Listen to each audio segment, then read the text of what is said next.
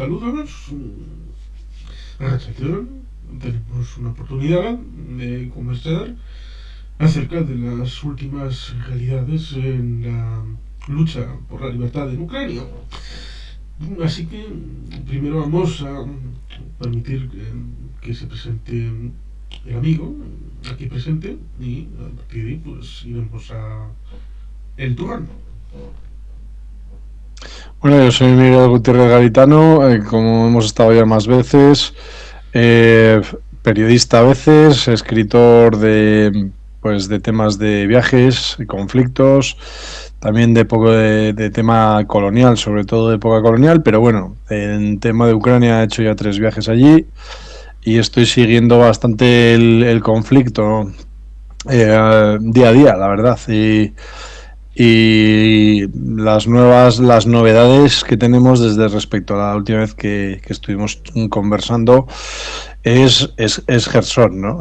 Evidentemente es la caída de Jersón, la caída o la conquista por parte ucraniana, la reconquista de la ciudad de Jersón, que fue la única ciudad capital de provincia que habían perdido a manos de Rusia desde la invasión de la guerra. Sí, porque quizá algún extraterrestre que ahora aterrice sin conocer lo que ha pasado en 2022, ni siquiera sepa lo que pasó desde 2014, pueda pensar, es que no los oblas de Donetsk y Luhansk, la ciudad más grande es la que lleva el nombre, pero precisamente por esa ocupación que ya lleva 8 años largos por parte de Rusia, hizo que Slaviansk y Kramatorsk fueran las ciudades capitales de estos territorios de Donbass, lo cual evidentemente confrontaba la prosperidad del territorio libre con el territorio ocupado, e incluso con esas mentiras que a veces conviene repetirlas a pesar de que no tengan tanta ligazón con la actualidad, como es el hecho de que algunos se creyeron ese mantra de vamos a hacer la libertad de los territorios, no van a ser ni Ucrania ni Rusia. Bueno, pues esos los empezaron a liquidar poquito a poco, como si fuera la operación aquella Noche y Niebla, sin alharacas, pero poquito a poco, destruyendo las banderas aquellas y poniendo la rusa, destruyendo esos gérmenes de administración propia y poniendo funcionarios rusos, poniendo... Hombre, es que los jefes eran rusos. Ahí está Igor Girkin Strelkov, que ahora ha caído en desgracia, parece que está en algún lugar del frente, no sabemos dónde, o si lo han asesinado, porque intentó montar un regimiento propio, se lo prohibieron terminantemente, lleva criticando a Putin, porque es de la rama más dura todavía y tal, unos meses, y ahora lo único que se sabe es que está luchando en el frente, o no lo sabemos. Pero es verdad, bueno, yo no me refería tanto a los territorios tomados en 2014, sino a la guerra desde el febrero pasado, ¿no? Kherson cayó, es la única ciudad que además fue muy criticado el general ucraniano que estaba al mando de esa zona, porque fue el único sitio donde no se destruyeron puentes, no se previó el avance ruso y no se resistió, el único sitio, y tanto es así que incluso hubo voces que decían que había sido una traición, ¿no? Y es algo que a los ucranianos casi les cuesta muy, muy caro, porque desde Kherson se intentó conquistar Odessa, entrando y se les paró en Mykolaiv, pero casi logran el famoso corredor hasta Transnistria, que hubiera juntado al ejército ruso con el que tienen Transnistria, y cerrado, fíjate tú lo que estamos hablando, todo el mar a la salida del grano y de muchas exportaciones de Ucrania. O sea, hubiera sido un golpe fatal si hubieran podido avanzar. Entonces, esto ya termina con eso. Eso ya, a la caída de Kherson, convierte en imposible la toma de Odessa directamente, ya. O sea, ya es algo que ya era difícil, pero ya es imposible. Esa es la primera lectura. Luego, cómo se quitan la espina los ucranianos de esa pérdida tan dura que tuvieron al principio y de ese lugar que no resistió, a diferencia de otros como Kharkov y Kiev, que resistieron de una manera, y Mykolaiv tan numantina, y que ahora pues está más en el este tipo de resistencias. Y luego además se abre un montón de paréntesis. ¿Qué va a pasar ahora, no? Esa es un poco la gran pregunta. Sí, porque ciertamente uno cuando mira la península de Crimea y cómo salieron fuerzas de ahí en dirección a las zonas, a los territorios, a los oblast, tanto de Nikolaev, a Gerson y también Zaporilla, todas estas zonas del sur, uno puede estar tentado de pensar, bueno, aquí alguien ha desertado, ha cometido traición, precisamente en la época esa de febrero-marzo, a la hora de no impedir que las tropas rusas ascendieran hasta los niveles que han adquirido. Y ciertamente en ese otro lado del río, Dnipro, bueno, pues parecía una cabeza de playa que parecía que iba a estar ya para siempre, pero en un momento dado se retiraron, empezaron a quitar la población como si fuera la idea de combatir casa a casa para no tener bajas civiles, como si esto fuera combate urbano, pero ha llegado un momento en el que se han retirado todos. Y claro, han retirado la bandera rusa y ahora está la bandera ucraniana. Sí, sí, está Zelensky, ha ido Zelensky, está en Kherson, ahora mismo ha salido hablando allí. La verdad es que hay una cosa muy sorprendente, y es que hay que reconocer a Putin que es impredecible, ¿no? O por lo menos a sus mandos. A mí me ha sorprendido, y fíjate que creo que tú y yo habíamos hablado hace meses de que era insostenible. O sea, si pensábamos que iba a caer y que se iban a tener que ir porque era muy difícil aprovisionar a 20.000 hombres que tenían ahí metidos desde el otro lado del río, venga a ser bombardeados por los IMARS, etcétera, ¿no? Entonces, en ese sentido, no me ha sorprendido que caiga Kherson. Lo que me ha sorprendido es la manera y de repente y tan rápido cuando se sabe por inteligencia que estaban incluso reforzando posiciones. Entonces eso me dio pie a pensar que podía haber sido fruto de una negociación. No porque esta semana han pasado cosas bajo bambalinas. Por ejemplo, hoy ha habido un anuncio entre Xi Jinping y Biden en el cual dicen pues que no va a haber una segunda guerra fría, que van a cooperar, y fíjate cómo estaban con lo de Taiwán hace 2 semanas, que parecía que iban a luchar ahí ya casi, ¿no? Y de repente ha dicho que no, que van a trabajar para que haya una paz en el mundo, que en un momento que la humanidad necesita una serie de retos muy gordos, como el cambio climático, superpoblación, falta de recursos, etcétera, y que no va a haber, que se niegan a que haya un enfrentamiento directo y esto deja a Rusia muy tocada, porque quiero decir que China no la va a apoyar de una manera directa, y era un poco la única esperanza para que, por lo menos pienso yo, para que Rusia hiciera algo ya como conquistar Kiev, ya solamente con el apoyo de China. Se me ocurre que sería de alguna manera posible, ¿no? En dinero y en armas y etcétera. Esto no va a suceder, y con el apoyo de Irán tú puedes hacer mucho daño a las infraestructuras, que hay que reconocerlo. Los drones iraníes han hecho mucho daño, pero no es un game changer que dicen los anglosajones, no va a cambiar el curso de la guerra esto. Entonces, ¿qué está pasando? Esta semana ha pasado algo.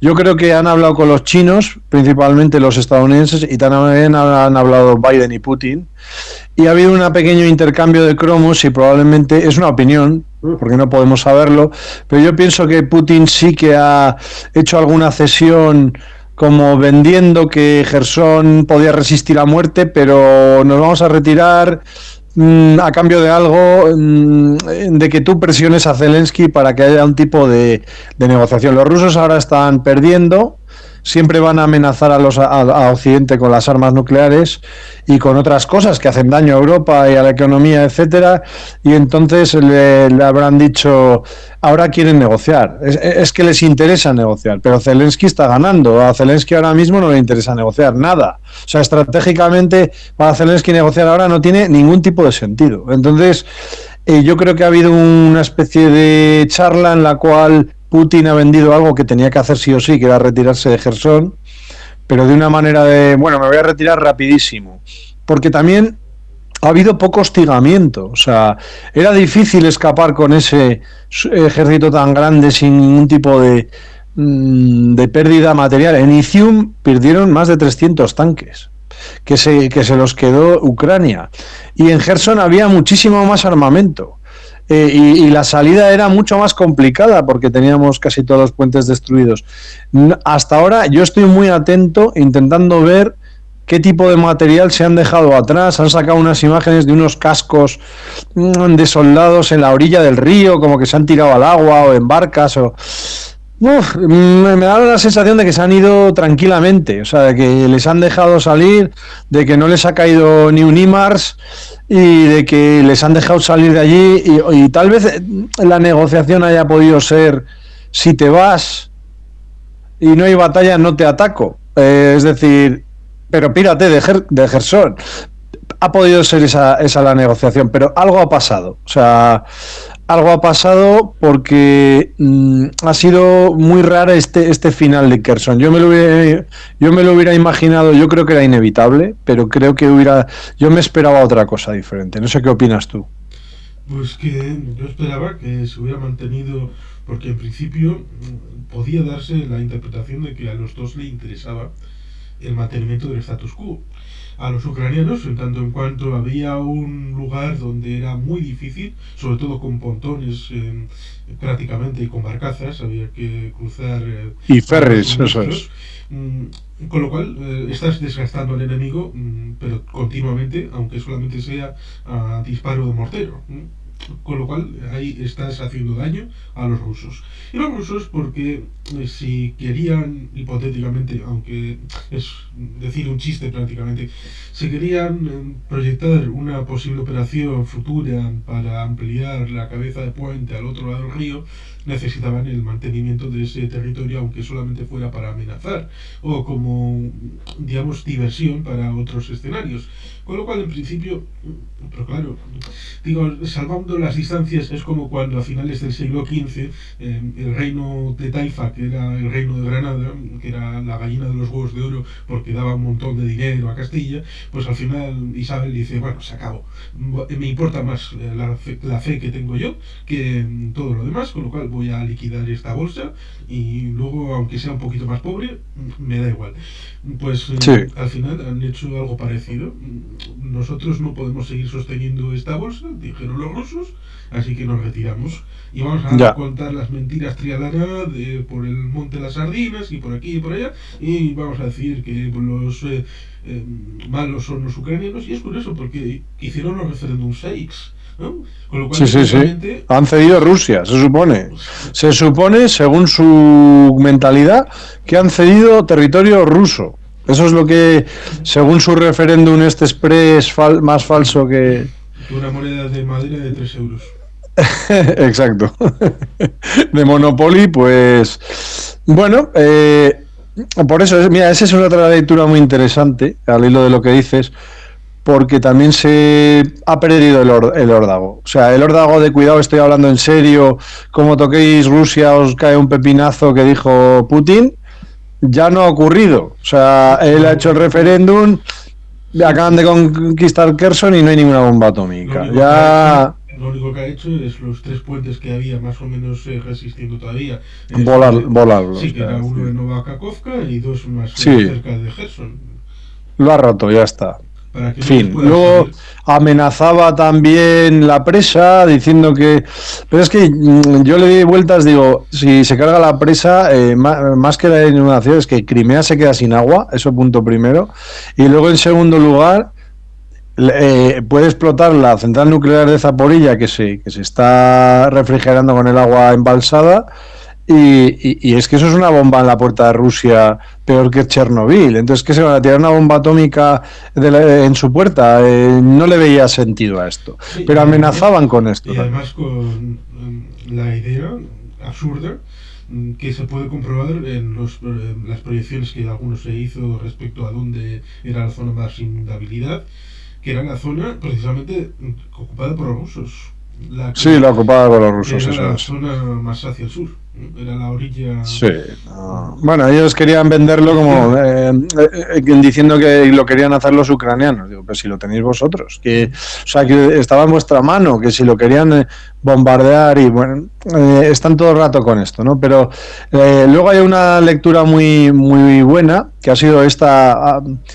Yo creo que bueno, los ucranianos nunca dejarán de sorprenderme, pero así que no me atrevo a elucubrar mucho, pero yo pienso que ha sido más un golpe de mano efectivo contra la moral que otra cosa, pero ha sido han hecho una operación de operaciones especiales en barcazas y han tomado un trozo del otro lado del río Dnieper, que decían que era imposible pasar al otro lado y tal, y han cogido una aldea de ya como cabeza de puente al otro lado del Dnieper, desde que era curiosamente la última aldea del Oblast de Mykolaiv. Entonces, que mantienen a día de hoy. Bueno, dicen, si lo amplían, pues todavía es la leche, porque podrían situar tropas detrás de las fortificaciones rusas, ¿no?, que han puesto en el río. Yo creo que es complicado, porque es una zona de dunas que tiene una especie de cuello de botella fácil de defender, pero como efecto psicológico es un hostigamiento de no dejarles en paz, ¿no? Porque ahora están vendiendo todo el rato pues que es imposible que en invierno haya ofensiva ucraniana y tal, pero mira, yo estoy convencido que los ucranianos las veces que han parado ha sido mucho más, porque han conquistado mucho territorio y tienen que reorganizarlo que otra cosa. Pararon en Kharkov porque habían tomado tal cantidad de territorio que eso lo tienen que organizar. Estamos hablando de algo muy complicado. Tienen que traer policía, tienen que traer servicios, tienen que traer maneras de aprovisionamiento, tienen que hacer reparaciones porque los rusos van destruyendo toda la infraestructura civil y saqueando cuando se marchan, entonces dejan los lugares totalmente postrados y luego, por supuesto, tienes que afianzar el frente para que no te pase como le pasó al general Silvestre Nanual, que avanzó y sin asegurar la retaguardia y luego ya vimos cómo cayó todo, ¿no? Con una sola batalla. Entonces, los ucranianos ahora han entrado en Kherson, que es un área enorme, con una ciudad enorme, y eso tiene que ser afianzado y luego mandado esas tropas a otros lugares, y eso cuesta. Y he leído un informe que dice que en las próximas 2 semanas van a volver a atacar. O sea que se dan un plazo de 2 semanas porque saben que el momento suyo es ahora. Ahora es donde tienen un decidido apoyo económico occidental. Ahora es cuando las tropas rusas de refresco todavía no tienen ningún tipo de experiencia, están muy desmoralizadas ante los avances ucranianos, y en cambio la primavera podría... Pues, a ver, un país como Rusia es un país con muchos recursos humanos y económicos, y si tú le das tiempo te pueden volver a montar otra invasión con otro ejército, con más material, etcétera. Entonces, ellos saben que tienen que continuar hostigando y por eso son tan reacios también a negociar en este momento en que saben que, pues eso, hoy ha dicho Zelensky que esto es el principio del fin y se ha dado un plazo que, ojo, ha ido cumpliendo los plazos que él ha dicho, porque dijo que antes de Navidad caía Kherson y estamos en noviembre, y ha dicho que va a caer Crimea en 2023 y Melitopol lo va a atacar antes de diciembre, en diciembre. O sea, que va a atacar en Zaporilla y Melitopol, ya están diciendo que en diciembre. Entonces, yo no tengo motivos para no creérmelo y no creo que a los ucranianos paren ni por la Rasputicha, ni por el barro, ni por absolutamente nada de esto, ¿no? Otra cosa es que sea más difícil, que sea... Pero es que no pueden parar ahora, no pueden. Es un momento en que les pueden dar el golpe definitivo de moral, ¿no? Porque piensa que, yo creo que esto, que también lo has apuntado tú otras veces, nunca será lo mismo un soldado que no le queda otra que estar ahí, porque es su casa la que está defendiendo, que un señor que igual lo han traído de la zona de Siberia y de Kamchatka o de, vete tú a saber, de Yakutia o de cualquier lado, y le dicen... Se está usted pegando a no sé cuántos 1000 kilómetros de su casa porque esto es Rusia. Pues muy bien, ¿sabes? Pero es que no, la moral de combate no se puede comparar. Y se está viendo, está siendo uno de los factores fundamentales. Sí, que a fin de cuentas es su país, es su propio país y deben de luchar por él. Porque, claro, cuando se habla, es que Zelensky no quiere negociar la paz. Pues ya, pero ¿negociar el qué? Esa es la pregunta. ¿Qué se puede negociar en estos momentos? Ahora nada, es que nada, ese es el problema. Que ceda territorio, es que la propia humanidad las Naciones Unidas, que esta misma semana han votado si Rusia debería de generar reparaciones de guerra, que ha salido abrumadoramente sí. Es más, ni una democracia, ni una sola democracia ha votado no. En los que han votado no, no hay ninguna democracia, lo cual es significativo. Tan significativo como que Marruecos ha decidido ausentarse y no votar. Y Argelia, supuesto amigo de Rusia, ha abstenido su voto. Es decir, no ha votado con ellos. Claro, tenemos esa situación en la que, claro, Rusia está perdiendo y Ucrania está ganando. Con lo cual, eso es dificultoso para una negociación teóricamente, pero para haber una negociación necesitas un elemento sustancial: la alteridad, la diplomacia. La base de la diplomacia es la alteridad del reconocimiento al otro. Y si uno de los dos no reconoce al otro porque sigue enfrascado en la idea de que Ucrania solo puede ser independiente bajo la independencia de Rusia, solamente bajo la realidad federal de Rusia, que es lo que Putin ha dicho en 2019. Putin escribió esto en 2021 en un libro. Lo ha dicho varias veces, con lo cual muchas veces no puede aceptarse, salvo que reconozca el Kremlin la independencia de Ucrania. Esto es absolutamente. Y es muy difícil que ocurra esto, es muy difícil. Porque para es toda el base del pensamiento de Putin es que Rusia es Rusia, Bielorrusia y Novorossiya, con lo cual, y luego su territorio de influencia, que tal eso también. Pero para él, mucho más importante que el famoso el famoso territorio de tierra de nadie con la OTAN y tal, y es un tema de imperial, ¿no? Es un tema imperialista en el cual él, solamente por el hecho de que haya zonas de habla rusa o gente que tal, es como decir que España conquiste México porque hablan español. O sea, a mí me parece un argumento absolutamente absurdo, ¿no? En un país soberano, ya independiente, no siquiera es que se... O que el próximo gobierno español diga que ya no reconoce la independencia de Portugal. Sí, eso es, porque han estado unidos en algún momento de la historia, ya está. O que coja Italia y conquiste todo el norte de África y toda Europa porque fue el Imperio Romano. Es que es... y he visto gente que traga con esto, es decir, no, es que tenían una historia común. ¿Y? Es que historia común ha tenido medio Europa, eso en el siglo XXI le da razones a un país para invadir otro que es soberano. Sí, podemos hacer un listado tremendo. Noruega con Suecia, Austria con el... No, claro, no, entonces ya no habría normas.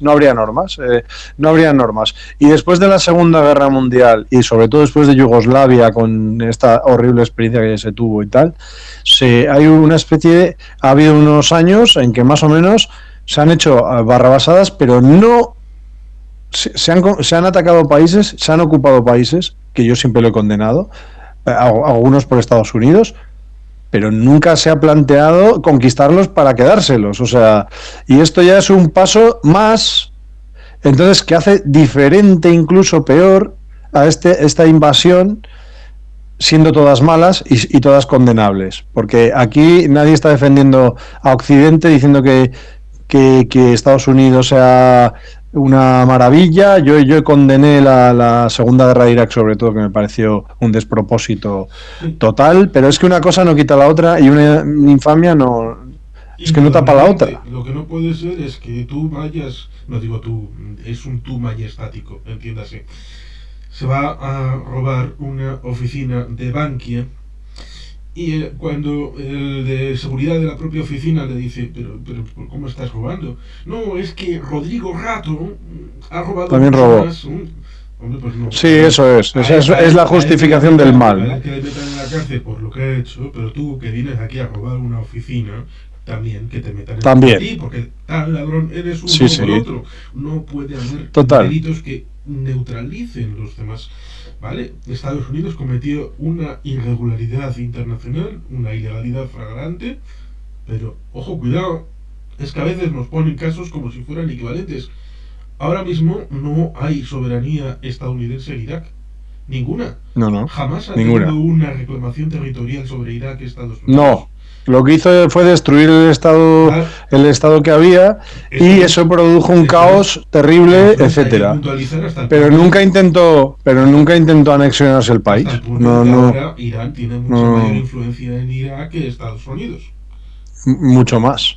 En el famoso media luna chií de Nayaf, Kerbala y Bagdad, sobre todo, ¿no? Por eso, a través de los ayatolás, claro que sí. No, bueno, este es un tema, porque la mayoría de los que apoyan Putin es por puro antiamericanismo, que es uno de los grandes argumentos que yo no puedo comprender, porque nunca jamás una injusticia da buena a la otra. O sea, eso para empezar, pero bueno. Una propaganda segmentada en la que para algunos, no, es que Rusia, pues con el patriarca Kirill, un poquito con el Kadyrov, tienen la propaganda esta de anti-woke, sí. Los modernismos y todo esto. Para unos tiene esa vertiente, para otros claro. El elemento antioccidental, porque nosotros estamos contra el imperialismo, contra de Estados Unidos y todo esto. Hombre, pues no, porque si se juntaran todos estos que están a favor de Putin y que lo dicen mucho en Twitter y en otras redes sociales, si se juntaran en una misma sala, entrarían en guerra entre ellos y se acabarían matando entre ellos. Por eso, claro, porque como tú dices, los anti-woke suelen ser gente de la ultraderecha y los antiamericanos suelen ser gente de la ultraizquierda, pero se han unido en este frente. Y luego hay otro sector que es el pacifista, que es el de... pero es un pacifista a costa de otros, claro, que es decir, no les mandes armas porque esto es fomentar la guerra. Digo, esto es como decir que no mandes policías a detener a un señor que le está pegando a su mujer, porque es un señor armado, y si mandamos gente armada, esto ya no es pacifismo. Digo, oiga, mire, es que incluso los países en paz están vigilados por gente armada, que eso, porque si no tendríamos un problema muy gordo. Eso ya sufrimos nosotros mucho en el año 36, cuando un supuesto comité de no intervención entre franceses, británicos, italianos y alemanes dijeron, no les envíes armas. Ya bueno. Que es malo. Y les dejaron solos, efectivamente. Tuvo que ir a Praga a que unos buenos señores judíos, a precio de oro, nos vendieran unas armas para poder resistir en el gueto de septiembre. Totalmente. El gran horror fue que por miedo a Hitler no se apoyó a la República. Al mismo tiempo, solo entró Stalin a apoyar a la República, lo que produjo que la República también se radicalizara inevitablemente, porque dependía, y hubo un elemento revolucionario mayor y menos democrático, pero que no hubiera sucedido si las democracias occidentales hubieran entrado allí y luego encima tuvieron la guerra con Hitler, a apoyar a la democracia española. Todo fue un despropósito y empezó por ese abandono de no mandar armas, cosa que se hizo el fascismo italiano y se hizo Hitler, ¿no? Para no enfrentarse con alguien que luego se tuvieron que enfrentar tarde y mal y les pilló por sorpresa. Lo plantearon todo a la defensiva. Los franceses gastaron todo lo que tenían, que era la mayor potencia mundial en ese momento, en la famosa Maginot, que ya sabemos para qué les sirvió, para absolutamente nada, ¿no? Entonces, optaron por esta vía de que no querían guerra, pues que a veces no te dan opción. Es el caso. No se dan cuenta que los que opinamos que sí que había que enviarles armas, queremos la paz. Es evidente.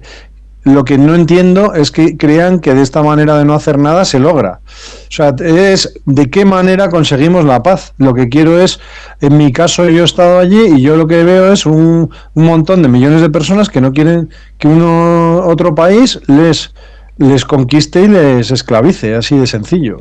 Y hablan todo el rato no, es que la gente prorrusa. Vamos a ver.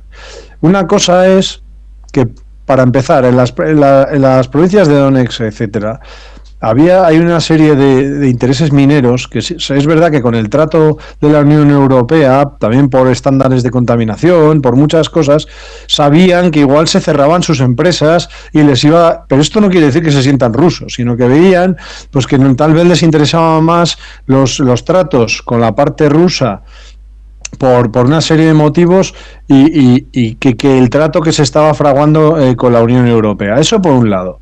En segundo lugar, tú puedes tener ciertas simpatías, puedes tener parientes, puedes tener ningún problema con los rusos, ¿no?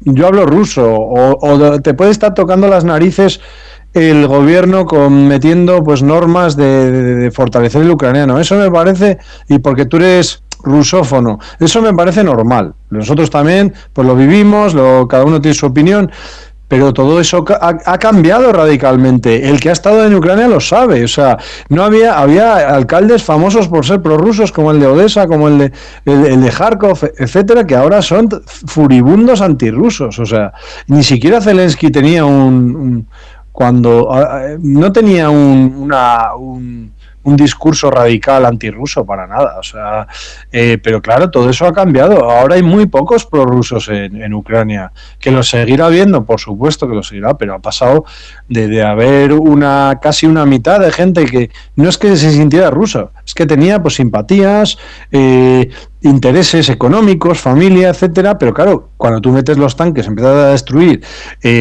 vecindarios, matas al primo de uno, destruye la ciudad del otro y tal, pues es lo mismo que le pasó a Napoleón en España. Había un montón de gente que quería la constitución liberal, los famosos afrancesados que querían una renovación, modernizar el país, etcétera. Pero claro, cuando metes la caballería de Murat y empiezas a cortar cuellos, pues se te monta el 2 de mayo y la gente pues termina abrazando lo contrario. Y no quedó un afrancesado en España. Pues lo mismo ha pasado allí. Entonces, ahora yo no sé de qué están hablando. Sigue muchos articulistas, sabemos los nombres, yo no voy a hablar ya de ellos porque me dan igual. Pues hablando de los famosos prorrusos, digo, ¿pero dónde están? Si es que, de verdad, que es que hay poquísimos en este momento. Hay poquísimos. Sí, es tremendo que encontrarte aún ahora, en noviembre, argumentos que te podrías encontrar en febrero o en enero. Sí, exactamente. Iguales, ese es el tema. Iguales. Tweets, artículos que les quitas la fecha y pones, en vez de 15 de noviembre, pones 15 de enero y cuela perfectamente. No han avanzado nada, siguen hablando precisamente de los prorrusos, de los rusos étnicos, de la lengua rusa, como si... Lo mismo. Como si estuviéramos reviviendo una especie de paneslavismo que es tan malo como el pangermanismo. Y ya sabemos dónde llegó el pangermanismo, con los Sudetes, con Austria... Es que es lo mismo, es lo mismo. Lo mismo. Las ideas de Dugin, si hay alguien que se haya molestado en leer, que a veces las calca Putin cuando habla, en leer algunos de sus... De lo que dice yo no tengo ninguna distinción con el Mein Kampf, o sea, habla del gran pueblo ruso, estamos volviendo otra vez a la raza, a todo esto, ¿no? Al imperio, el imperio inmortal que va a durar 1000 años. Además dice que es mucho más importante el combate interno, que eso me suena también, cuando empiezan a matar a alemanes de judíos, no sé qué, tal. Entonces dice que hay que hacer una limpia interna de traidores para luego poder vencer en guerras externas y recuperar el imperio. Es que esto no es nuevo, esto ya los historiadores lo han visto en anteriores ocasiones. Entonces, a mí me da pánico y terror, y a mí, que me perdonen, pero creo que tiene muchísimo más riesgo para todos esta Rusia imperialista desatada que Ucrania, que no quería invadir a nadie y tenga los sectores que tenga, que nadie niega que tenga unos sectores ultraderechistas que no se han visto en las elecciones. En los votos no se ha transformado. Que lo tengan en ciertos lugares, pues en Maidán hubo tristes episodios que nadie niega, como el de Odessa, que una serie de ultraderechistas quemaron vivas a unas personas prorrusas que se habían manifestado, eso etcétera. Sí, eso sí, nadie lo niega. Eso sí, como todo, hay que poner en contexto porque no está aislado. Cuando se habla del caso de las casas de los sindicatos, en el caso de la casa de los sindicatos, vale, sí, pues, señor. Digamos que la gente, no voy a decir qué pasó y qué no pasó, pero invito a que la gente investigue en qué contexto se produjo, qué se produjo antes, qué se produjo durante y qué se produjo después, porque Sí, de acuerdo, pero fue una barbaridad, sí, eso es así. barbaridad sí, pero se cuenta de manera interesada, como suele ser a la hora de establecer la propaganda. Y eso tiene un contexto en donde no hay inocentes y culpables puros e impuros. No existen. Existe una tragedia en donde murieron mucha gente. El problema es poner el foco en 4 cuando hay que poner en 10. Cuando Bueno, es una guerra civil. Lo que pasa es que y se producen burradas. De todas maneras, cuando el señor yo hay una cosa que... Sí, dime, Medvedchuk, cuando el señor Medvedchuk en el presunto documental de Oliver Stone de 2019, Revealing Ukraine, dice claramente que el gobierno de Petro Poroshenko es un gobierno de ocupación, lo dice claramente diciendo que Euromaidan fue un golpe de Estado. Sí. Y eso hay que ponerlo en su justa realidad. Evidentemente hubo choques entre gente que defendía la rusicidad de Ucrania, en ese caso de 2014, en el contexto magma de Euromaidan. Sí, por supuesto. Y evidentemente había gente que defendía, oye, no era la OTAN, era la Unión Europea. Querían acceder a un acuerdo que iba a ser firmado. Era la Unión Europea, era un acuerdo con Europa, sí, pero señor. Antes le llama a Putin desde el Kremlin, el señor... Y lo presiona. Y le dice, sí. Tú no firmas. ¿Por qué? Porque cuando firmas con la Unión Europea, firmas una cosa que acabará tendiendo a una unidad aduanera. Y si tienes una unidad aduanera exterior a todos los miembros, eso significa que no puede mangonear Rusia dentro de Ucrania. No puede decir, ahora me vas a meter tal cantidad de camiones, tal otra y a tal precio. No, el tema comercial, esto le pasó a Trump, que quería negociar acuerdos comerciales con Francia por separado y le dijo, no, tú llama a Bruselas. El comisario de comercio es el encargado de reunirse en nombre a todos los miembros o en tema de comercio exterior. Con lo cual, lo que a Trump le posibilitó problemas, a Putin también le posibilita problemas si Ucrania está dentro de eso. Y por eso se asentó la idea de que les estaban mangoneando desde fuera. Y nadie puede tener veto sobre un país independiente. Las decisiones libremente. Es que, bueno, pero es que además los que hablan del golpe de Estado del Euromaidan nunca cuentan el golpe de Estado que dio Yanukovych con un pucherazo. Y que además amenazaba a votantes con mafias, etcétera, pues que produjo otra revolución previa. Las cosas a las que me refiero, que se pone el foco en la casa de los sindicatos de Odessa, pero está inserto dentro de un marco general en el que, por ejemplo, los Spetsnaz en Kiev, a orden de Yanukovych, lanzaron balas contra la población. Sí, está claro. Y eso dicen que no existió. No, eso no se cuenta. Es un poco como los negacionistas. No, dicen que fue el propio, dicen que fue los propios manifestantes que se disparaban a sí mismos. Eso es lo que... Alex Jones, amigo de Steve Bannon y amigo también de Trump, que es un negacionista de la masacre de Sandy Hook. Sí, y Trump Jr. está en Twitter todos los días poniendo fenomenal a Putin. O sea, porque ganaron las elecciones Trump ganó las elecciones gracias a Putin, porque le habían hackeado el mail a su contrincante de la Clinton, sí. y por otras cosas. Y entonces sacaron escándalos que produjeron que ganara. Entonces, es algo gravísimo. Algo que ni Reagan, ni Nixon, ni ningún presidente republicano hubiera aceptado pedir a una potencia extranjera que hackee los servidores de un partido rival en Estados Unidos. Eso es traición. Sí, así es. Eso es traición. Ya lo del Capitolio no hablemos, pero bueno, eso es traición. Bueno, total. Pero es eso, la suerte de que Ucrania es una democracia. Con sus problemas, sí, pero mira, progresivamente te voy a decir la prueba final. El señor Yanukovych, ¿dónde está? Está en Rusia. ¿Qué hubiera pasado? No se quedó diciendo, mira, yo soy un presidente de Ucrania, me quedo a ultranza, y si pierde mi facción, pues acepto las consecuencias. No, está en Rusia porque era un señor que trabajaba para Rusia. Y en cambio, el señor Zelensky no se fue a Estados Unidos, y se lo ofrecieron. y aún diciéndole que no había ningún tipo de esperanza. Dijo, no, yo me quedo aquí, lo que pase, pues me lo voy a comer.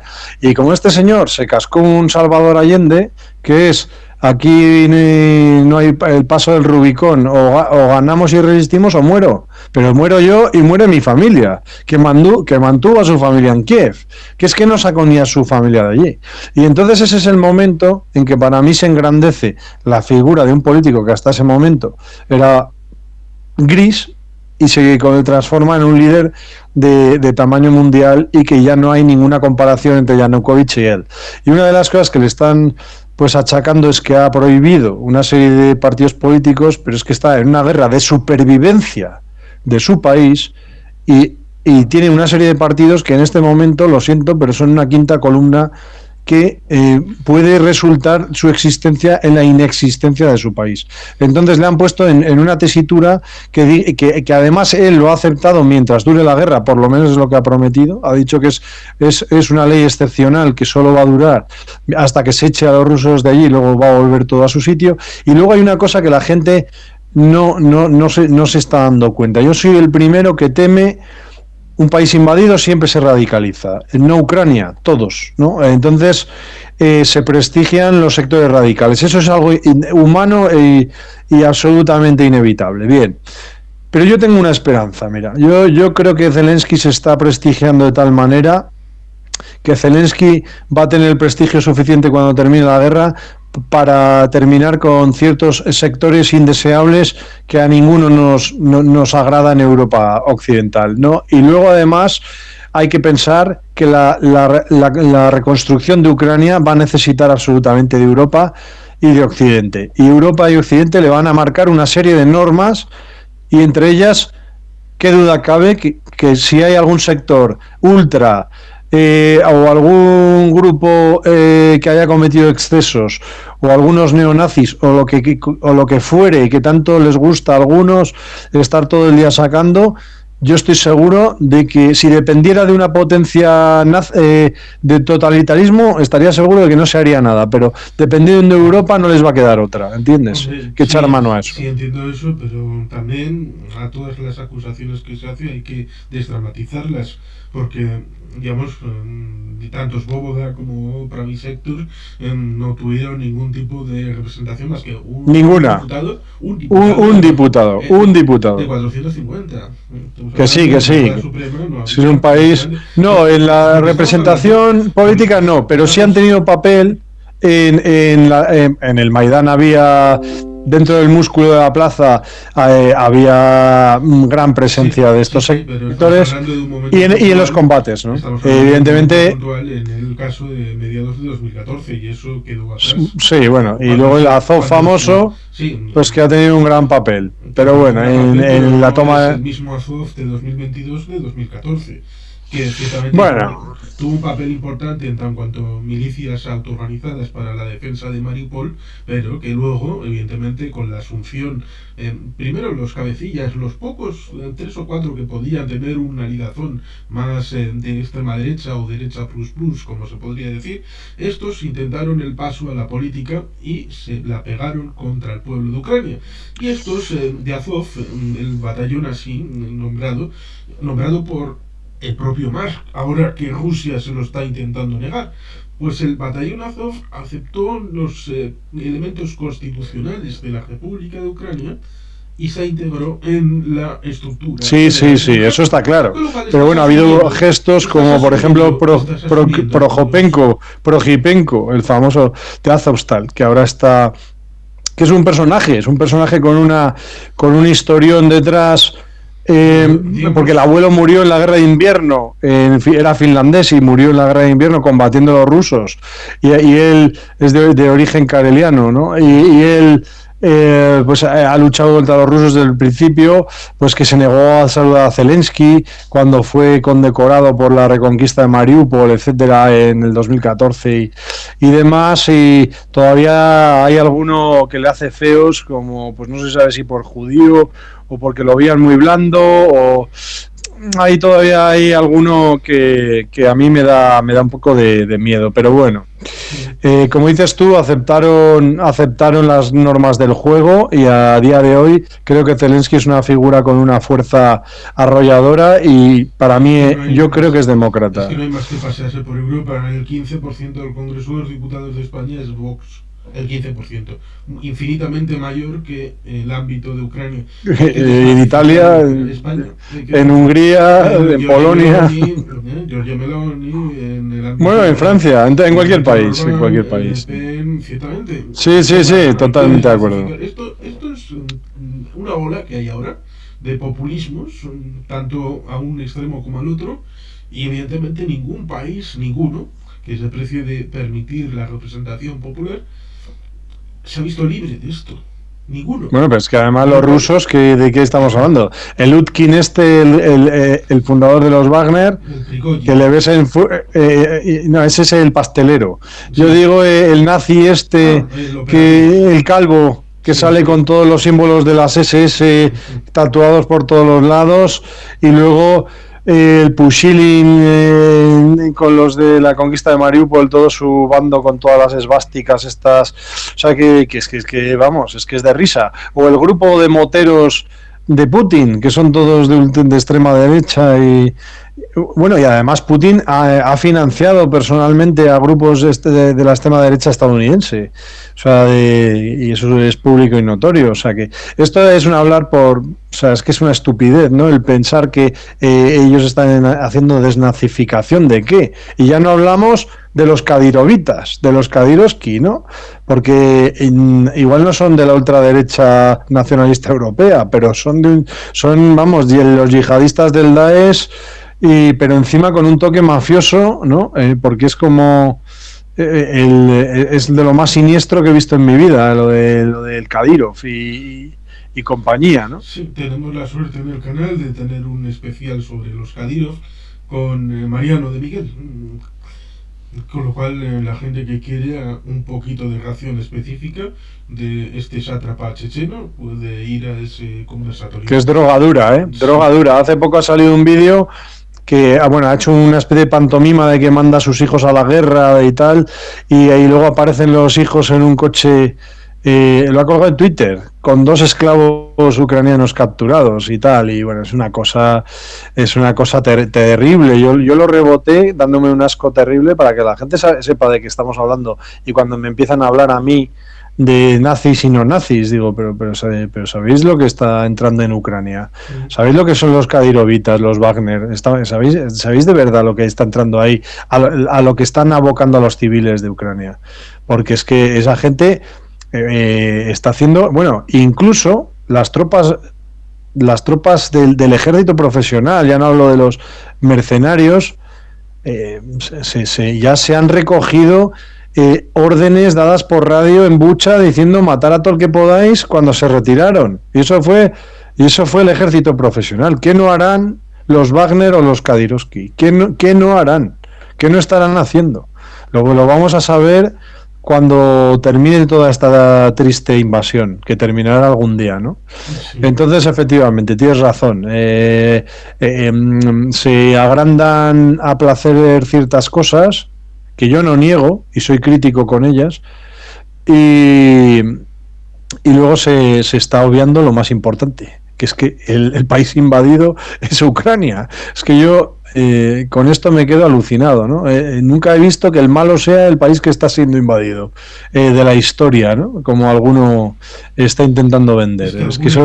Algunas de las reacciones me recuerdan precisamente a Polonia 1939, en el que antes se habían repartido el día 23 de agosto en el pacto Molotov-Ribbentrop, aunque supervisado en persona por Stalin y firmado en Moscú.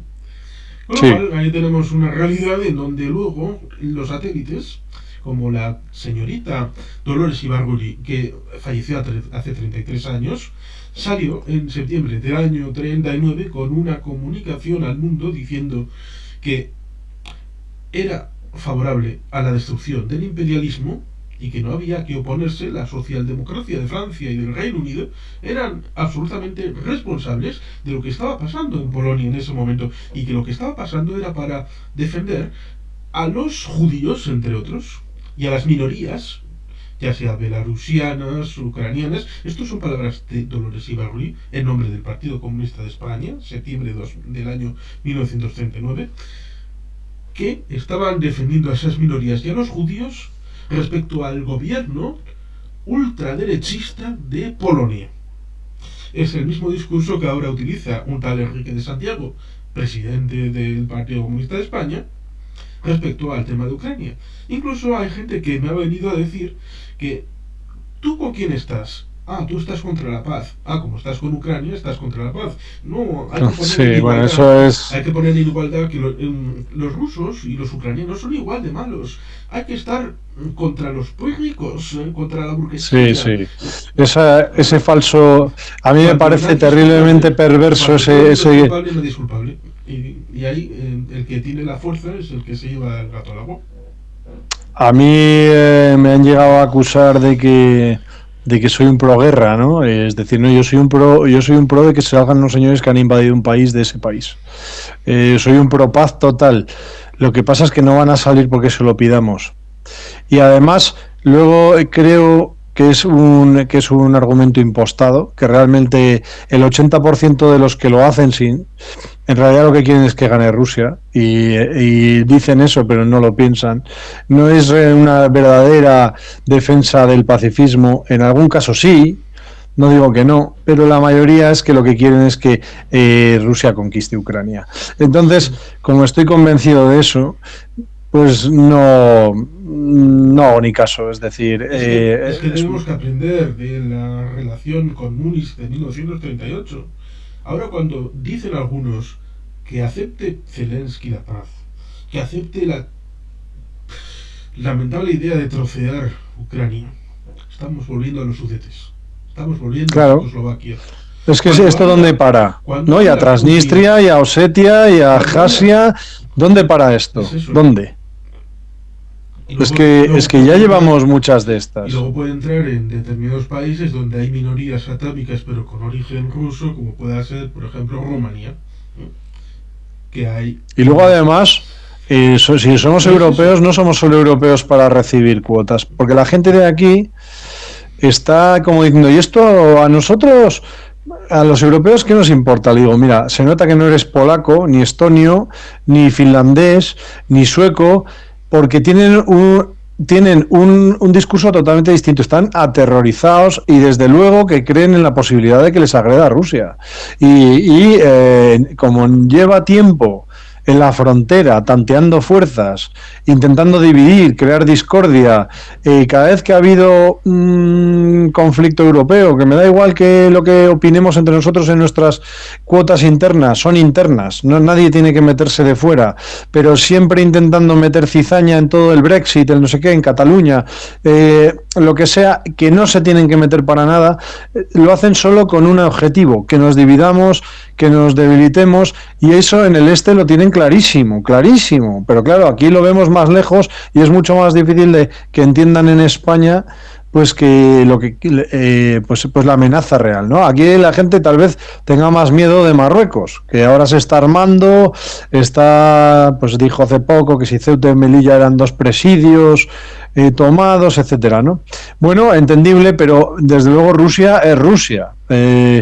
Y Rusia es un continente, es un país gigantesco, que es más grande que Europa, y es una amenaza muy grande. Pero a mí lo que más de miedo me da es la radicalización del discurso que están sufriendo los rusos desde hace un tiempo, desde que está Putin. Que es que da miedo. Bueno, y Dugin no sé si le has visto, pero ahora está diciendo que Putin es un desgraciado y un blando que hay que quitar de en medio porque no tiene lo necesario para hacer lo que hay que hacer. Ahora está tirando ya hasta contra Putin, porque luego hablaremos de que hay un ala más dura que Putin, que le está causando problemas serios, El problema es que yo tengo memoria y me acuerdo de la propaganda que se decía respecto al exterior en el año 33, respecto a que Hitler era la parte holanda del partido nazi, que había, oye, si caía Hitler y le mataban, había gente por detrás que era todavía mucho más dura. Con lo cual era Sí, para presentarle como una paloma, aquí para sí, la sí, sí. paz. Y claro, es que, vuelvo a decir, en el año 38, en el ámbito de la conferencia de Múnich, estaban todos, pero Checoslovaquia estaba en una sala al lado, esperando a que le dijeran lo que tenía que hacer, que era soltar los juguetes, firmar la paz, aquella de Chamberlain yendo al aeropuerto, he vuelto aquí con la paz de nuestros tiempos. Y Sí, Churchill le sí, sí. dijo, bueno, Y ya vimos. tendréis la vergüenza, que ya la tienes, y tendrás la Y guerra, la que te guerra. llegará. Y así fue. Evidentemente, Eso aquí... empezó en el 36 al no apoyar a la República. Eso empezó en Sí. el 36. Pero bueno, Y ahora tenemos esta yo estoy circunstancia. contigo, yo veo lo mismo. Se ha ido todo. Esto no viene de nuevo. Tenemos un señor que quiere recuperar un imperio, que habla de la raza, de los elegidos y tal, y Y está además, conquistando además territorios. porque está metido en unas teorías que ya están, vamos, pasadísimas, como Mahan, la teoría aquella de el pivote central en el ámbito de los Urales y vamos, unas hipótesis que tienen más tiempo que Carracuca y que ya están, pero pasadísimas de moda. Bueno, Pero, y luego el tema, y lo de los gays, la obsesión con el tema de los gays. Está que sí. si los europeos llevamos a nuestros niños a la Love Parade para volverlos a todos homosexuales. O sea, están Con lo diciendo cual es unas cachondo cosas. porque es bonito que diga el señor Kadyrov que le gustan mucho los 300 en las Termópilas. Ya, Sí, pero sí. que luego me recuerde al batallón sagrado de Tebas. Es lo mismo, que era un batallón donde iba uno con su amante. Claro. Así de sencillo. Y los las mujeres ucraniana, o sea, y que digo, perdón, en Esparta las mujeres tenían permiso para tener otros amantes porque los hombres se tiraban tanto tiempo en la vida militar que a veces pues el amor era más homosexual que otra cosa, o sea, es lo Sí, que en se todas las hacía. culturas antiguas, ya sea desde Japón, la Sí, actual México, en el ámbito griego, romano, vikingo, lo sí, esto es LGTBI algo que el estaba cristianismo, normalizadísimo. el islam y el judaísmo han ido contra ello, pero antiguamente, anteriormente a esto no era así. Eso era Pero bueno, sin más. normalísimo. Sí, han sido las abrahámicas, las religiones abrahámicas monoteístas las que han hecho su cruzada contra esto. Pues bueno, de todas maneras, es una verdadera obsesión y no es una chorrada, porque captura a mucha gente, pues eso, como dices tú muy bien, anti-woke, anti-tal, anti... Y por eso a mí me tiene fascinado porque las reglas del juego se han roto. Ahora mismo este discurso captura a antiguos enemigos irreconciliables. O sea, captura a antifascistas con verdaderos nazis, ¿no? Que están ahí de la mano. Porque ahora, por ejemplo, la ultraderecha europea, yo me hago chistes diciendo la ultraderechita cobarde, porque están ahí callados, porque le han puesto a Putin fenomenal hasta ayer.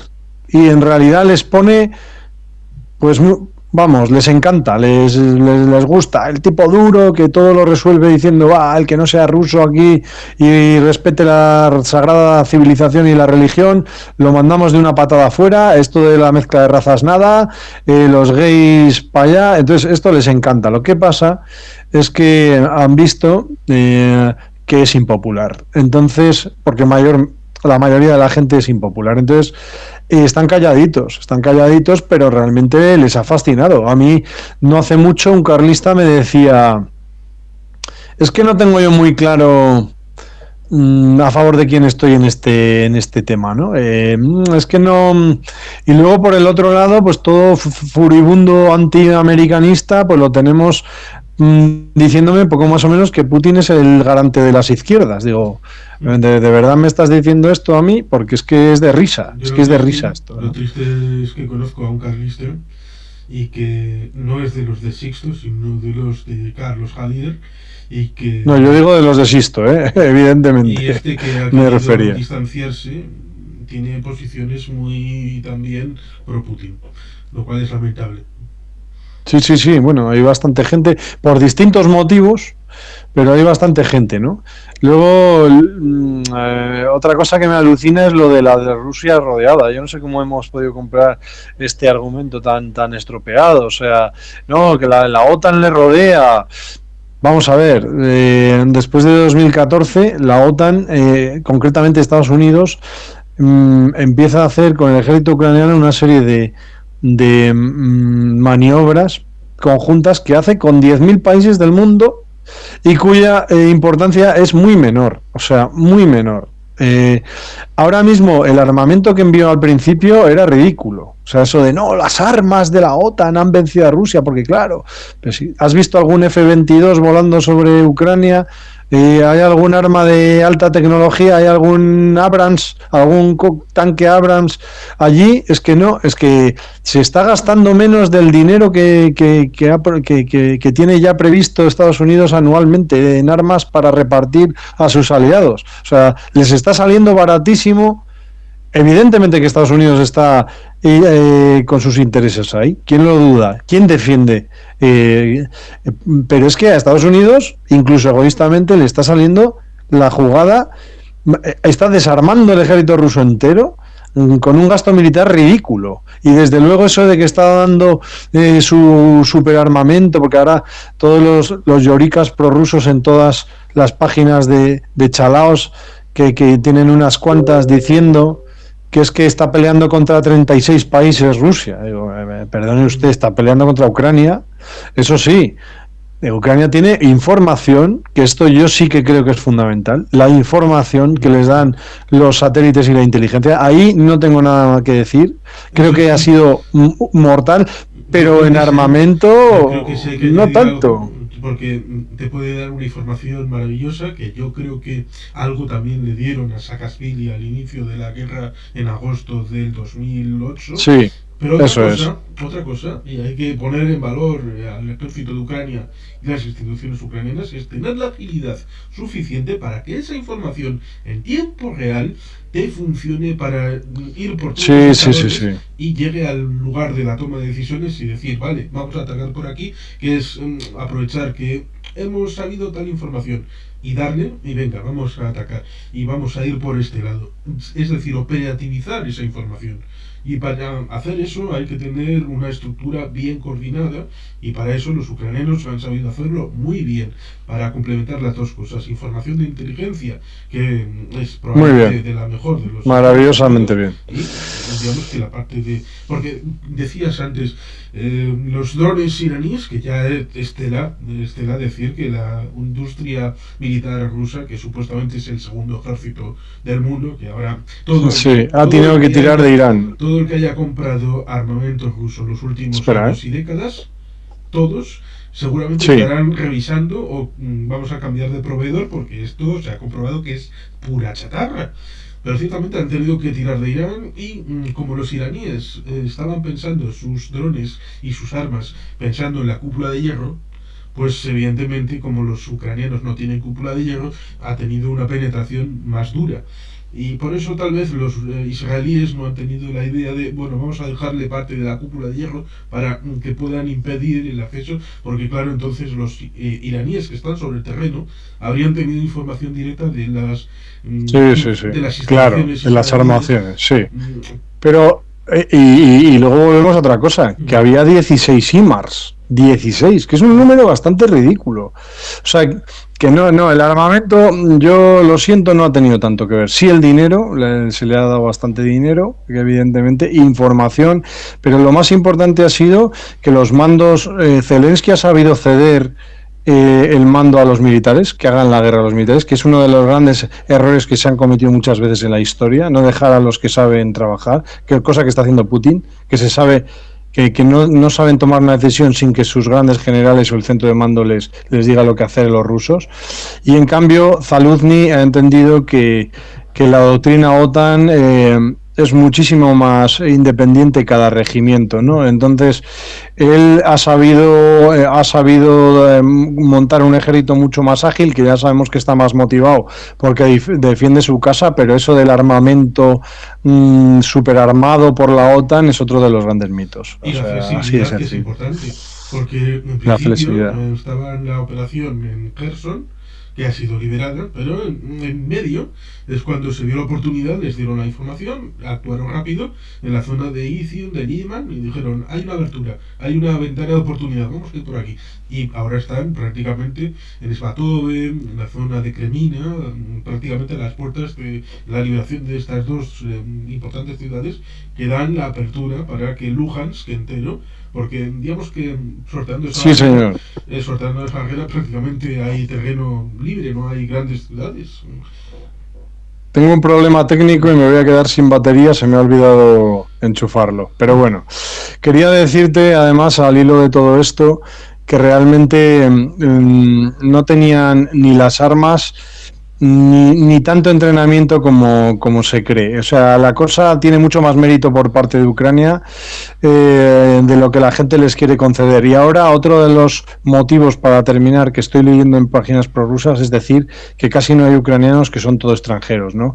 La legión extranjera de Zelensky, sin quitarle importancia, podemos darle a las brigadas internacionales de la guerra civil, tuvieron una gran importancia, pero probablemente no tanta como tienen los Wagner, los Kadyrovistas, etcétera, ¿no? Entonces, quiero decir, es un cuerpo más del ejército y no está teniendo tampoco una aplastante importancia. Es un ejército de combate que está desempeñándose muy correctamente con militares muy profesionales de la OTAN. Ya está, pero vamos, el gran enorme peso, 98%, es de los propios ucranianos, muchos de ellos no militares profesionales al empezar la guerra. Así que otra cosa que se cae directamente. Sí, y nada, compañero, te voy a... Un segundo, digamos que también otro mito que se cae es este de que Kherson era una ciudad fantasma y que no hay nadie, absolutamente nadie.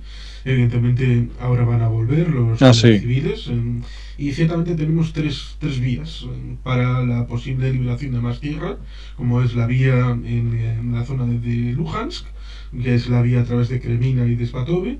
Otra es la posible que siempre se ha hablado a través de Melitopol, en la zona de Mariupol, avanzando por ahí en dirección hacia los flancos en dirección a Donetsk y Crimea, y evidentemente esta última que ha empezado a salir, que nunca se sospechó, que era precisamente a través de la península, y también tomando, porque hay algunos rumores últimamente, en las últimas horas, acerca de que enfrente de Kherson han tomado alguna aldea, con lo cual podrían haber cruzado ya el Dnipro.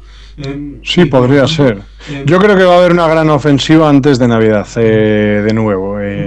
Lo veremos próximamente. Sí. Muy importante cómo China se ha salido por la tangente y cómo efectivamente veo desesperado a Putin por lograr una negociación, ¿no? Que probablemente la haya, pero no creo que sea una negociación para poner fin a la guerra en este momento. Será otro tipo de negociación, una negociación intermedia, algún intercambio de cromos. Yo me retiro de aquí si tú haces esto otro, ¿no?